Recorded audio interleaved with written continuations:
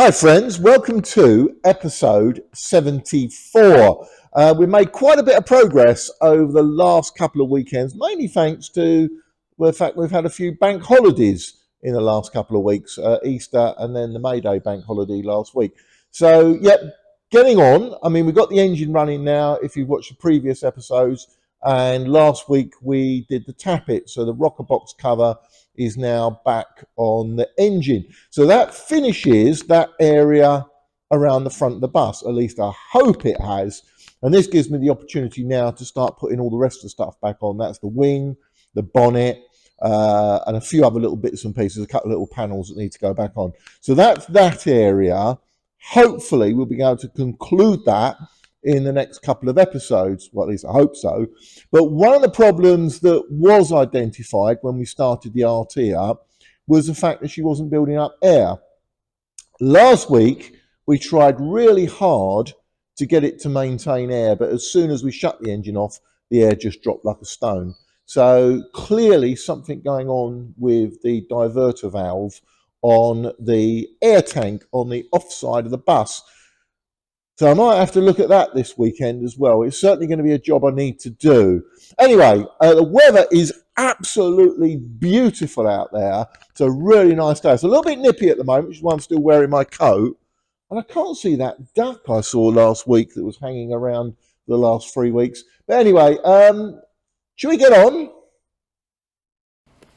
And yes, we did get some time to remove the diverter valve and dunk it in some diesel. I'll explain why later on.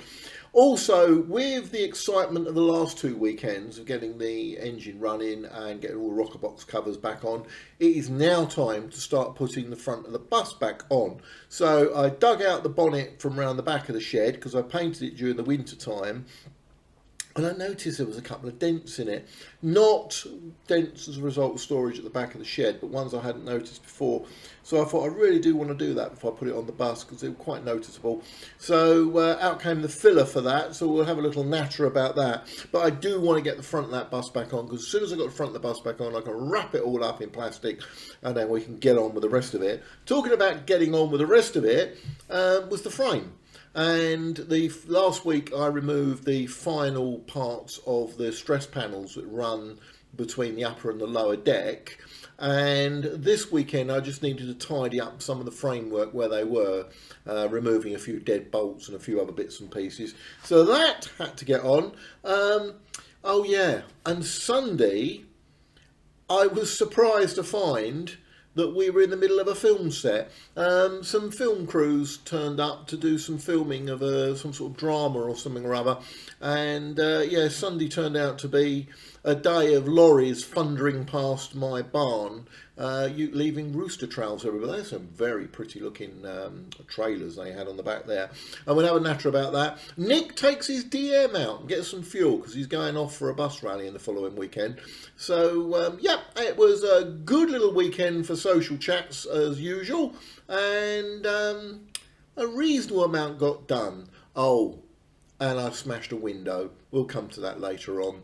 And before we start this, a quick apology for the crappy sound quality on this. Yeah, it's me getting used to this video editing program, so apologies for that. Right, as I say on all of these things, time to get going. Right, if you've been watching these, you'll know that about 3 or 4 weeks ago, I removed the panels on the near side of the bus. And it wasn't as bad as I thought it was going to be. The offside was absolutely terrible. There was a couple of mid-rail stress panels, which you can see that have been removed there. And I've got them, and I need to start refabricating them to fit them in the future. But anyway, the wood has now been collected from my brother Darryl up in Essex by young Wesley, and it's time to make a start on getting the last few bolts and screws, and there's always loads of them. For some reason an RT, I think whoever designed it had shares in a nut, bolt and screw factory. But anyway, so this is the last of the bolts that held in the original stress panels. Where I've cut them out, I've still got a few sort of additional bolts and things to get out.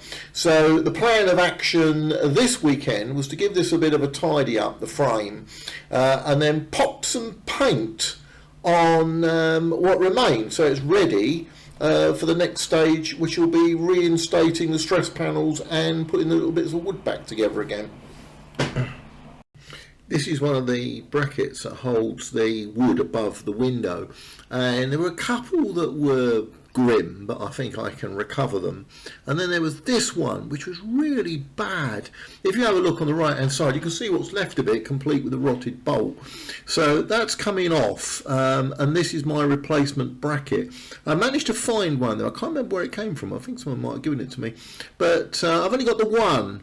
So, and thankfully this is the worst one. This little bracket here is the worst one on the bus. So, yeah. Anyway, right, let's move on. Right, so having blasted the side of the bus with the airline and used the vacuum cleaner to clean up all the muck and crud that came out from here. I mean, they were absolutely full of old bits of rust. You'll be surprised how much went in the bin. So now I'm putting a coat of paint on. This is the only bit of that stress panel that remains, and this stress panel goes through where I am here on the right hand side, then through to the left where that white band is.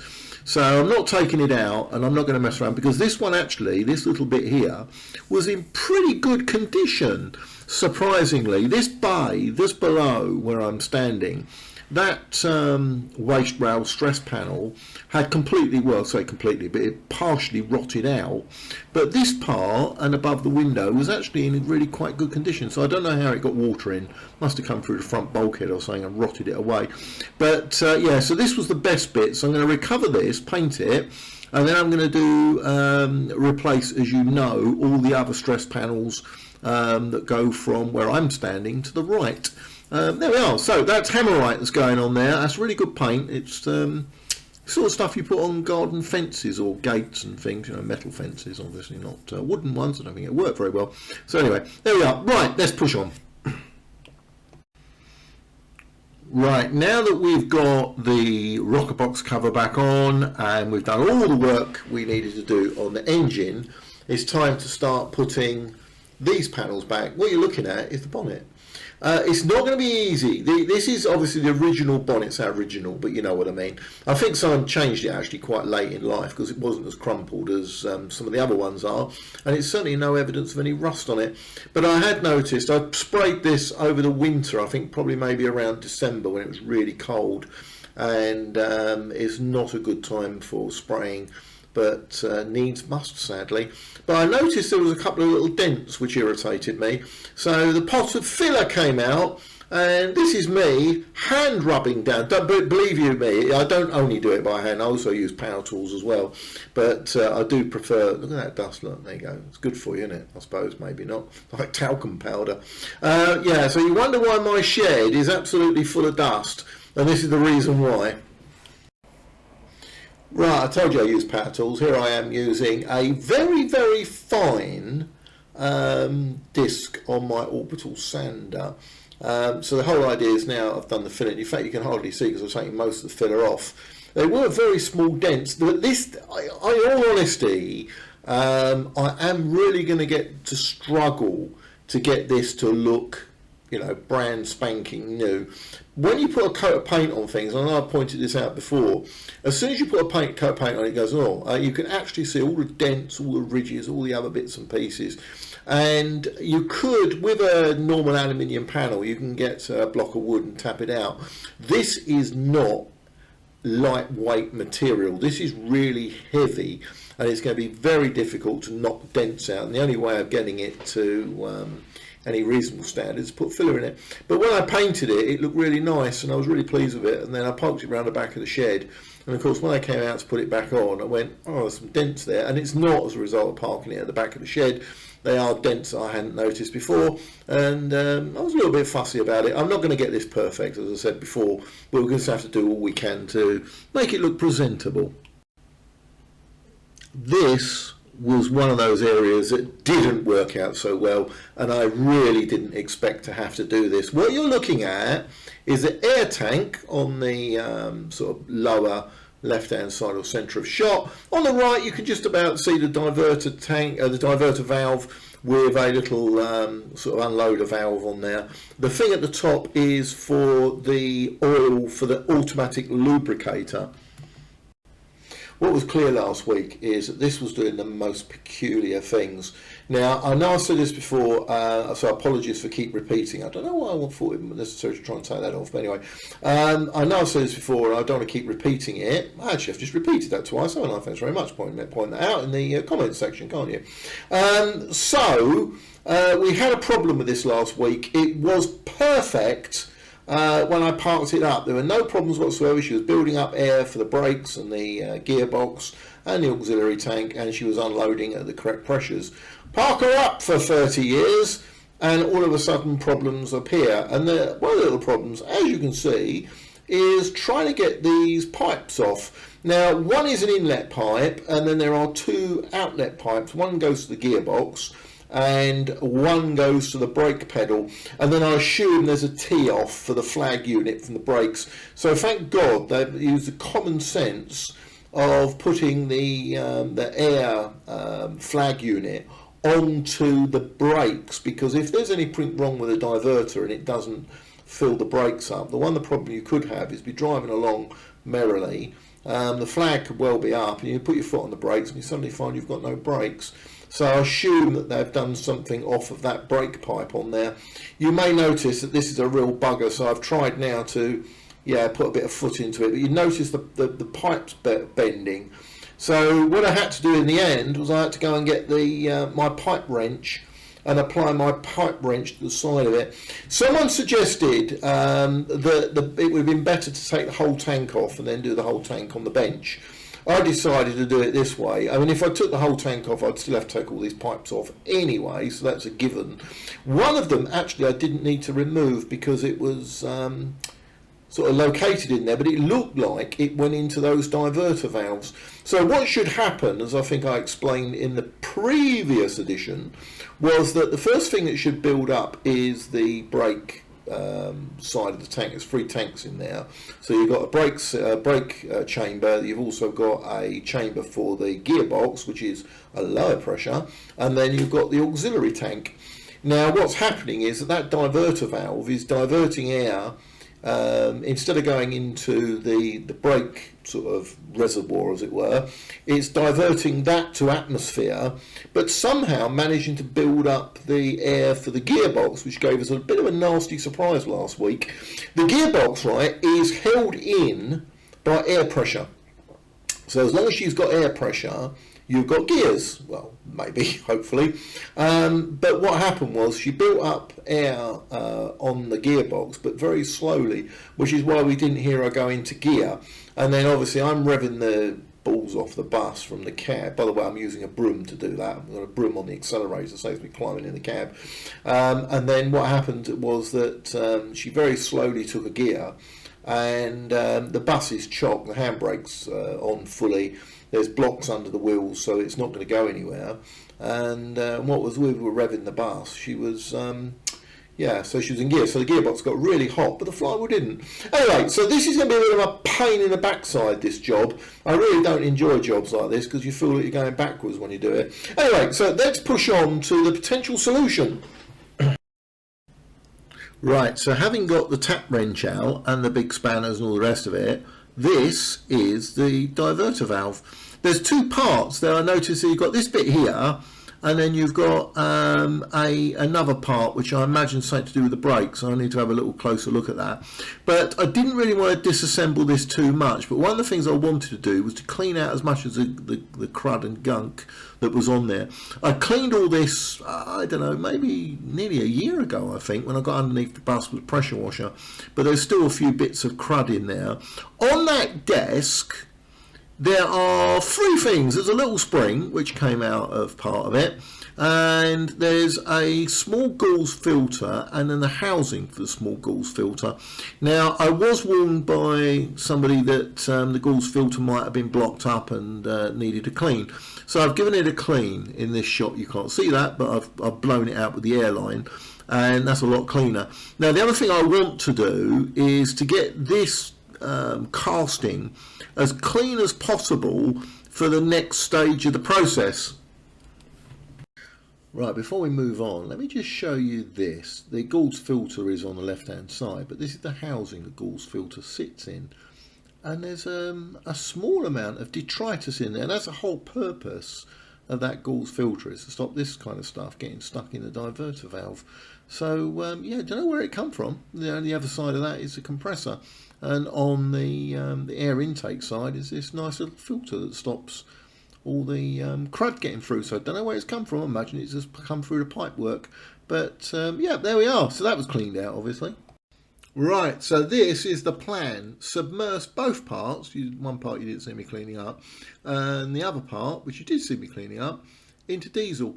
And they're going to be left there for a period of a week to see if that diesel actually helps lubricate the diverter valve. And it might possibly work. If it doesn't, then both parts I'm going to have to send away and get some professional help on them.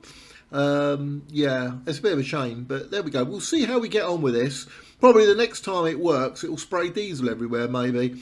But there we are. Yeah, it looks quite nice, actually, in that diesel, doesn't it? So, right, let's move on. And we move on to this. The window pans. The Achilles heel of any RT preservationist attempts to put their bus back to how it was originally are window pans. Unfortunately, they're made of steel and they rot really badly. Now, this is bay 3, one of the opening windows, and I was sort of to be reunited with how complicated they are. This one, unfortunately, had some dents along the gully there. So what I'm trying to do is just knock out the dents. There's a little, I don't know, I call them an eyebrow. They're not really an eyebrow, but I call them that. There's a little sort of shutter that goes across the top of the window frame. And they suffer from getting bashed against things, and they easily deform. As you can see, along the edges of this RT, this window pan, is really rusty. So due to the complicated nature of the window pans, they're almost impossible to get remade. So the best thing to do really is to see if you can actually get the original ones to work again. This one had quite a lot of rot, as I mentioned, along the edges, and in some places the edges were non-existent, and I was wondering whether we do what we can with them, then cut off the rusted bits and then get new bits welded on. That was one of the options.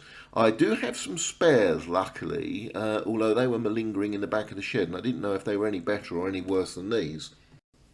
So there was somebody who actually attempted to make them. They are very complicated, as you can see. But that person, I understand, is now no longer willing to do them because they are a real problem. These ones, the window openers, are more complicated due to the shape of the frame. What they were, as I assume, that they're pressings. I did approach one of the manufacturers who made sort of buses for us, and I said, "Is there any chance you could do that?" And they had a look at it and went, "No, it's far too complicated for us." Modern window frames are obviously much simpler, and I think most of the stuff that goes on buses is quite simple these days. But these are a bit of a work of art. So my first priority is to try and get this one to work. If I can't get it to work, then I'm going to have to go and have a look at the ones that are at the back of the shed, where I've got a couple of spares that I mentioned earlier. So I decided to leave the glass in while I rubbed down the frame, because the frame is actually very fragile. At that point there, you may notice, we go back in a minute, I've actually got a chunk missing from it. So yeah, it was really fragile around those edges. So leaving the glass in gave it a little bit more protection.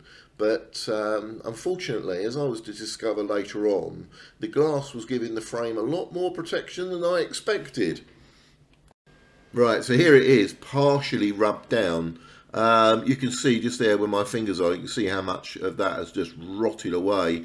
So the plan was, give it a partial rub down, then remove the glass from the frame, and then attack it with paint stripper. Although things weren't going to quite work out entirely as I planned, but you can just see how bad that is.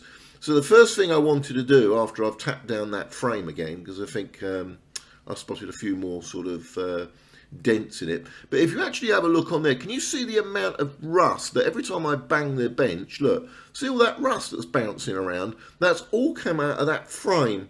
It was really, really fragile, and like I said before, almost impossible to replace these. If you've got someone who's breaking up an RT, the chances are the ones that are on their RT are as bad as this. And you certainly can't phone up Chiswick these days and say, can I have part number, whatever it was, because these things are just no longer available. Having said that, the ones on the offside, I managed to get hold of a couple of refurbished frames, but they didn't have this little gully, the one that I'm tapping down on there. So look, so there we are. There is the frame with the glass still in it. Right, so here is the frame with a little bit more rubbing down done, and I've managed to expose the metalwork now. So, right, now, plan of action is to start to get this glass out. It was all going to go steadily downhill. The runners, there's one little set screw in there, and on one side it had completely rusted in, which meant I had to drill the thing out, which I really didn't want to do because that was going to be difficult to reinstate it. So there's problem number one. Problem number two was that there's little sort of fibre blocks at each end of this. So hopefully this should now pull out. Well, it's going to be resistant, as you can see. That should just slot, that should just come off that frame. And I didn't want to put anything in there to force it. So anyway, yeah, so it was really, really resistant all the way to getting out. Unfortunately, things were going to take a turn for the worst in a minute. Right, so I'm down to this last bit now. This is the last piece of glass, and it's held in by some rubber at the very bottom, and the top has got that little the windy thing in it. This was not going to come out easily, and sadly, if you wait for it, there, it's gone. I broke the glass. The reason being is that the bottom of the rubber had actually pretty much adhered itself into the frame. There was a lot of rust on both, so it had grabbed hold of it and held it. Normally they just sort of come out quite easily. I have done loads of these in the past, and they very rarely go like this. So I mean, I had to resort to one of the spare frames that I had round the back of the barn. This one, the reason I washed it was absolutely covered in spiders' webs. I'll tell you what, anyone who's got arachnophobia wouldn't want to be in our barn. It's absolutely full of spiders' webs. The other barn has got loads as well, but we are in a rural location, I suppose we've got to expect that. Anyway, every cloud has a silver lining. This frame was miles better than the one I've spent half a day rubbing down and trying to get all the bits out. Yeah, this was much, much better. The little eyebrow gully across the top was in far better condition. And I haven't stripped this down yet because I was so cheesed off that I thought, well, I've gone far enough with it now. Wasted half a day on the damn thing. So there we are. So this is the one that's going to go in the RT. I'm going to have to rub it down. I had planned with these windows to get all of them rubbed down this weekend, but as you can see, it's not really worked out. The very first bay, that winder, had far more rot. I picked bay 3 to start on, but bay 1 had really gone badly. So I planned anyway to use one of these in bay 1. So it looks like I'm going to have to use, I've got another spare one, I'm going to have to use both this and the other spare on bay 3. So there we are. That's where it goes, I'm afraid. The glass I'm not too worried about because I can actually get the glass remanufactured by PSV Glass. They do all the glass for my buses at work, so I can provide them with a sheet of glass and they can get one made for me. But there is a few bob these days. I had a bit of a surprise on Sunday morning. I arrived really early, driving up the road, and I saw all these little pointy signs that had LOC on them, or lock, or location, that's the abbreviation. And I immediately realised that someone somewhere was doing some filming, and I was a little bit shocked or surprised to see them directing traffic towards our barns. And I didn't know anything about it. So as I drove up the drive, there was this chap standing by my gate, and he said, "Hello, mate, you here for the film shoot?" And I said, "No, that's my shed over there." Oh, he goes, "Never mind." Anyway, we do a lot of filming, so I'm very familiar with film crews, and I'm very familiar with what goes on. And I initially said to him, and I came back out with a cup of coffee for him, I said, "What are you shooting, mate?" And he said, "Oh, no idea." He said, "They didn't tell me anything." Yeah, that does tend to happen in films, that they tend not to tell you what they're filming. And it was only when the first assistant director turned up later on in the day, and he revealed what it was. But it's some drama for one of the digital channels. So not I watch much TV. I do spend most of my time doing this, unfortunately, during the week. So there we are. Nick is taking his DM out to an event in Essex, the Museum of Power, this coming weekend. Or if you've watched it after it, then it was taking it there. You know what I mean. So anyway, so Nick's getting his bus ready, give it a wash, and take it out for some fueling. Yeah, so during the course of the day, we had several of these lorries thundering up and down. I was pleased, actually, to see the catering unit turn up. And they turn up with the catering unit at about 8 o'clock in the morning. And then we're going to set up by our barns. And I thought, oh, result. Yeah, when I go out on a film shoot, the very first thing I do is to locate the catering unit. But then someone said, "No, you can't put it there, mate. You've got to move it up further." So they moved it further up the field. So they were doing some filming in one of the other barns. But there we are. Right, so here's Nick's DM sitting outside the barn, looking quite pretty. And here's all these lorries thundering past. Right, so with a gap in the arriving lorries, Nick decides to make a quick run for it with DM999. You can see there's a guy there standing there. Look, he's by our gate. He's the security that they put on. So we had 48 hours security up at the barn. Anyway, yeah, so it was a lovely weekend. It was really great to see so many people up there. We had quite a nice little crowd on Sunday. I was left on my own on Saturday, but Sunday was a nice little crowd. Disappointing, of course, to lose that glass and the time that was wasted on that frame. But you know, nonetheless, I suppose it's the joys of bus preservation. We are getting there, as they say. Right, anyway, helpfully YouTube will recommend some more videos to watch if you're that way inclined, and I look forward to hopefully a more fruitful weekend this coming weekend.